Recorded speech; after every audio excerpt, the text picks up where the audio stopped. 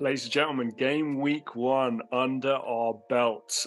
James, I think you mentioned this in the most recent video that we've just put out. Not very many clean sheets this past game week. There were one, two, three, four teams that were capable of keeping clean sheets out of the 20 teams that played. So, fair amount of goal scoring in game week one, guys. Unfortunately, there's nothing juicy and fun to separate me and James in game week one. We both had 8 points. Shout out to James for getting the Bournemouth and West Ham result as 1-1, the correct result there. Chelsea Liverpool also James got as 1-1 there as well, and I managed to call the Sheffield United versus Palace game as 1-0 as well. But James and I are tied on 8 points at the moment. Heading into game week two, unfortunately, we don't have 10 games. We have 9 this week, I believe. Luton versus, I should have had this prepared, is not being played, I think due to fixture congestion. So we do only have 9 game weeks to go for this week. I'm going to start us out here. Nottingham Forest versus Sheffield United. James, I got Nottingham Forest 2-1 against Sheffield United. Again, I do just think Nottingham Forest have a couple of kind of nice X-factor kind of players. Checking their result from last week as well, they kind of held Arsenal even at the Emirates reasonably close, and they actually, it was a little bit of a nail biter at the end there. So being back at home, being against a Sheffield United team, which I'm not going to lie, I haven't spoken to a single person who doesn't have them going down. I just think it's a relatively routine 2-1 win. I don't think there's any point that they're really worried about losing or drawing the game. Who have you got, Forest against Sheffield United? Massive game for both teams. I think Sheffield United would look at this fixture and think, okay, maybe we can get something out of it. But Jack, as you said, Nottingham Forest played against Aston, and I was quite impressed against them. I was probably impressed for what they did at the Emirates, and Jack, they turned it into a bit of a nail biter at the end. And again, the one thing for me is just I don't know what I'm going to get for Sheffield United. They just feel like, to me, this team is going to go up and down, up and down, up and down, up and down. They don't fill me with as much confidence. I might be wrong, but I'm going to go for Sheffield United. I'm going to say it's going to be boring and another one. 2-1 Sheffield United. 2-1 Sheffield United. Okay, I like it. Right, James, we're going to stick with you. We're going to hang around in West London. Fulham versus Brentford. Again, recent results and scores for these teams have usually been high scoring, lots of 3-2s, 3-3s, these kinds of games. How do you see Fulham versus Brentford going on? A London derby, and to be fair, Fulham, you guys lost me a bit of money, so I'm a little bit annoyed with you, but Fulham coming off a big victory. But Brentford, again, with no Ivan Toney, Jack, they pressed against Tottenham, in the game that they could have easily, took something from a London derby. The last two, Jack, the last two games last season was 3-2, 3-2. So I'm expecting a high scoring game. I'm gonna go for both teams to score, Jack. I'm gonna sit on the fence here. I'm gonna say another 2-2, Jack. 2-2 in that one. Yeah, James, I got 3-2. I think that whether it's this week or whether it's next week, I do expect Alexander Mitrovic to go to Saudi Arabia, and I do believe that is a huge loss for Fulham. But James, I know the Khan family, as do you, from AEW and their NFL and American sports teams ownership, and I think some of that money is going to go towards a forward. I don't know who that's going to be, but especially with Marco Silva turning down Saudi Arabia, I talked about this a lot in my table prediction video as well. I do think there's a really great unity in the Fulham squad at the moment, and obviously their victory away at Goodison Park, I know it's only Everton, but still it spells good things for this team going forward. And I do think in a pretty high scoring game, 3-2, I think Fulham will get the better of Brentford. As you said, without Ivan Toney, we're going to bring that up a lot until he comes back. Staying with me, Liverpool versus Bournemouth. James, I think Liverpool were looking kind of shaky against Chelsea. There were certain times I think we thought, oh my goodness, what's going on? Again, I feel kind of vindicated in my own opinion that Virgil van Dijk is a little overrated, and those fullbacks are a little overrated because of that really hard-working midfield and that hard-working front three that Liverpool had for many years that did a lot of the hard defensive work for that back line of Liverpool.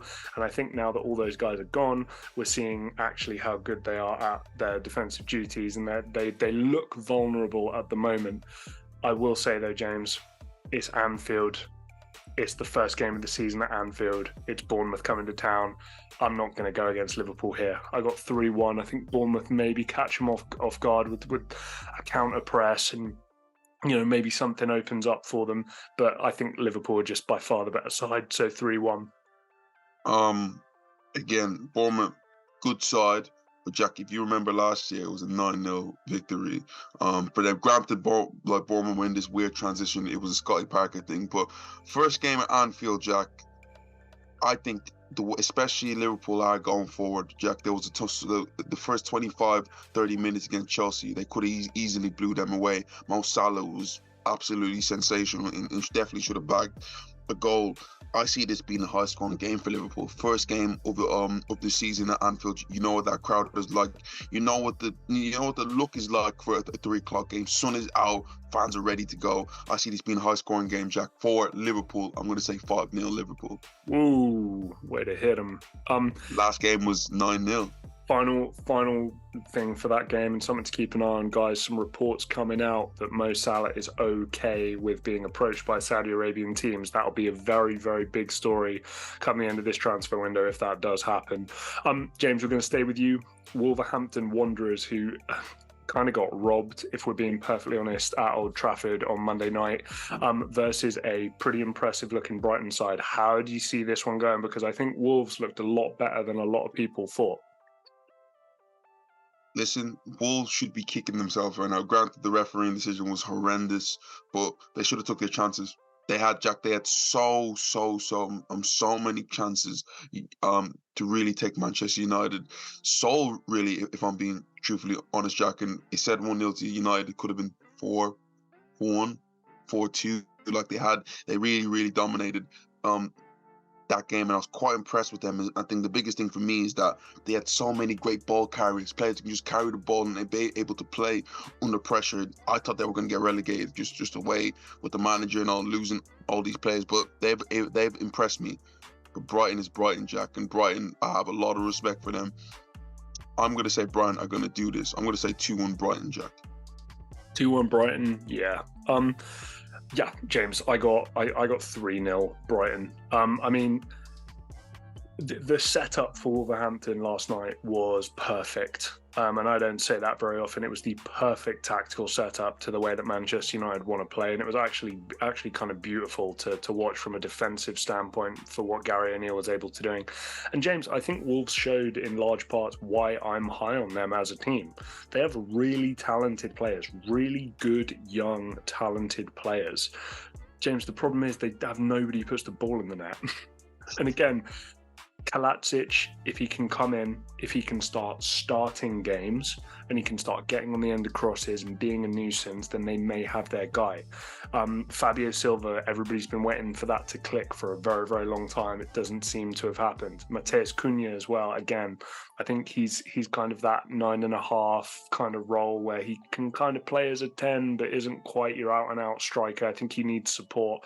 Again, just lacking in the goals department, and that is where they're going to struggle. But I did feel kind of vindicated on feeling better about Wolves going into this season, although they have dropped in my table prediction. But yeah, 3-0 for Brighton. Great team, the best run club in I would argue in world football right now. Staying with me, Spurs versus Manchester United. I would argue, apart from maybe the game we have after this, maybe the biggest game of the week. James, look, I got 2-2. I think Wolves put a real blueprint down on how to play this Manchester United team in terms of Andre Onana playing out from the back. And I think Ange Postecoglou is probably going to look at that and go, I think we can do that. I will say, though, James, based on the way that Ange Postecoglou wants to play and the way Erik ten Hag wants to play, I do think this will be high scoring, but I'm going to go for 2-2. I do have kind of a tricky draw called for this one. Who have you got? Spurs, Man United? I think Man United are unbeaten in their last 4 games away to Tottenham, Jack. You know, it's been a fixture that they've enjoyed in recent years, and again, it wasn't the greatest performance from them, Jack. But sometimes in the first game, just about getting over the line. Spurs, it showed a bit of good. It showed a bit of bad there defensively. It looked a bit off at times, but again, when you got Son in there, Richarlison, who's trying to find his feet, they do have quality going forward. But I just think Manchester United have that a little bit more, and especially a player like Rashford over the top. Bruno Fernandes is always going to look to find him. He is going to be the key in this game to me with his abilities, to pick out players. I see this being a Manchester United win, so I'm going to say 3-1 Manchester United. 3-1. James, we're going to stick with you, going back-to-back on the two biggest games of the week. Manchester City having a rampant Newcastle United, who look very, very good this year, coming to town without Kevin De Bruyne. I know it's at the Etihad, but do Newcastle have any chance in this game? Jack, I'm a little bit upset because I feel Arsenal should have signed Isak, man. This guy looks serious. He looks serious, man. The Etihad.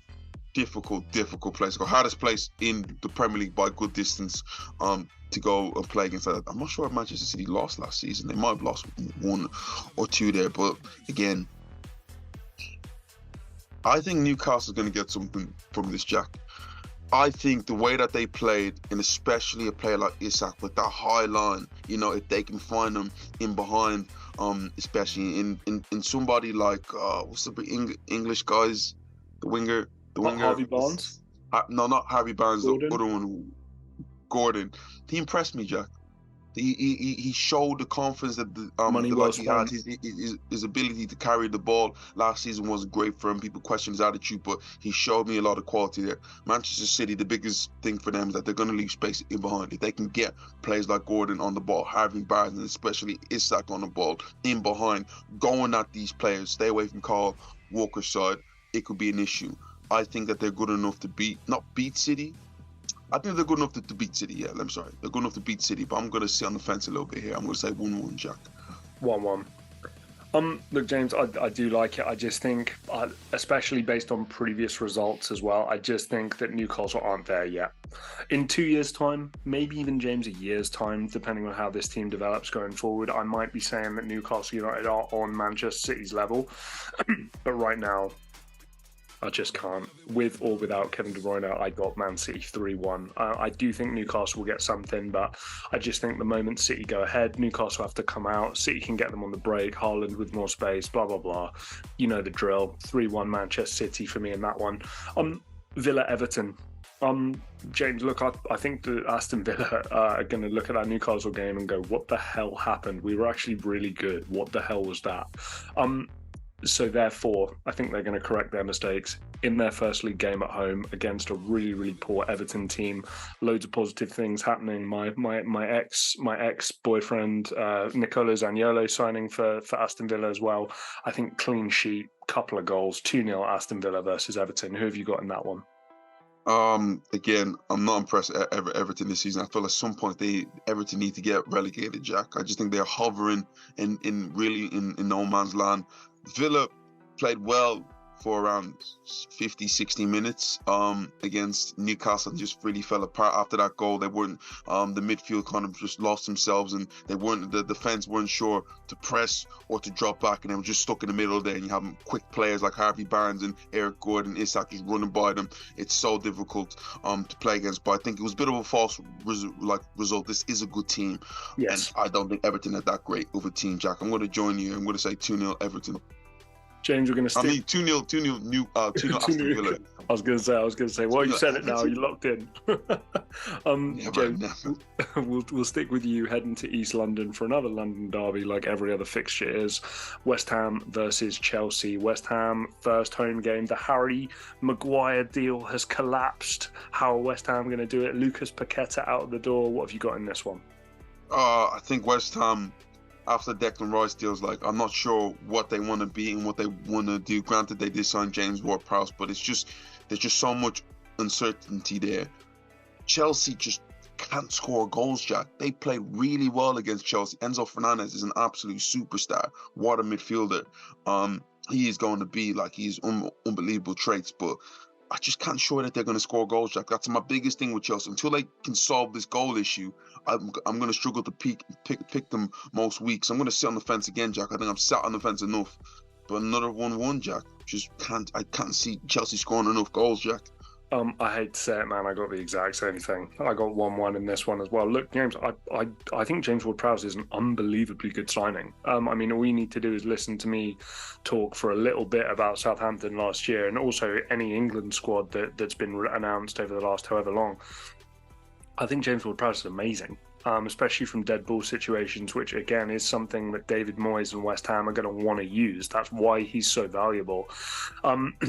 So I think he helps them. But you just made the point. Chelsea, it looks good. It's exciting. It's young. Where will it be in a couple of years' time? Again, James, I hate to say this, but how many times do we get up an old newspaper article, or do we get an old link to an old website that says, "Oh, think about how good this team could be in 2026," and then we actually look at the names in 2026 and we go, "Well, he fell off. He got sold. He's been loaned out." But it happens all the time. So again, the rubber's got to meet the road here at some point. We've got to see something from Chelsea, and again, the main output is going to have to be goals. The whole midfield's still getting to kind of know it. Also, James, I saw this really funny tweet as well. The Chelsea midfield is going to be Lavia, L, F, Fernandez, C, Caicedo, Liverpool Football Club, LFC. Oh my the three players that they missed out on. That is absolutely ruthless. That's a burner. But yeah, look, James, I'm with you. 1-1. I can't see them scoring the goals, and I do think West Ham might just catch them some way, somehow. It might make a couple signings this week as well. Who knows? Final match, the 9th match, because again, we don't have that 10th match, which I believe is Luton Town Burnley, I think is the match. Yeah, we don't have Crystal. Oh my God. Crystal Palace, Sorry, mate. Crystal Palace, Arsenal. Crystal Palace versus Arsenal. I've written that. I've done Crystal Palace versus Palace on my sheet because I'm a clever boy. Crystal Palace versus Arsenal. Yeah, James, I think it will be relatively tricky for Arsenal. I mean, maybe you can speak in a bit more detail here in a second, but I didn't love necessarily what I saw from Arsenal at the Emirates in game week 1. I don't think it was as good as maybe it could have been. But I do think that Arsenal still have the quality to beat Palace. I mean, correct me if I'm wrong, they're a little bit of a bogey team, sometimes struggle against them from time to time. But I am going to say that Arsenal overall have the quality. I'm interested to see what's going to happen with the Gabriel thing. He was in my fantasy team, and I was kind of shocked that he didn't play. Obviously, Urian Timber with the injury too. Anyway, I'm going to move on. I've got Arsenal winning 2-1. Your thoughts on Palace versus Arsenal? Jack, you're totally right there. Palace versus Arsenal has been a bit of a weird fixture for Arsenal, home and away. They've gotten us. They've put us under the caution. They've ruined a lot of our hopes, in recent years. But last season we got them both home and away with 2 very, very good performances. Overall, this is a Palace team with no Elise there, and also biggest one, no Wilfried Zaha, and we know how much he's killed Arsenal in the past. But with that reason, I just feel like we're going to go there in a difficult game, because to me, defensively, I really, really struggle to see Arsenal, win the title with the way that we're playing defensively right now. I don't know. Every time we seem to get caught with this high line players, we're not seem to move. And just to see the goal against Nottingham Forest, how he was able to carry all the way from the halfway line straight to our box, was very, very worrying there. But I just think we'll have enough, Jack. I think we'll have enough. I'm going to say 3-1 Arsenal, but in a tough game. Yeah.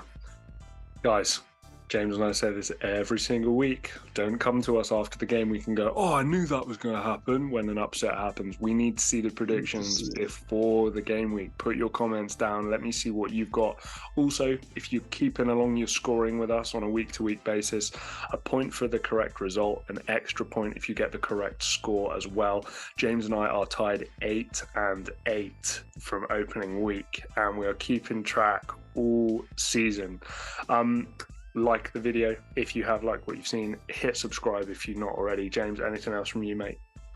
Guys, as Jack said, like, share and subscribe and comment down below. We want to see your predictions. We'll see you guys next time.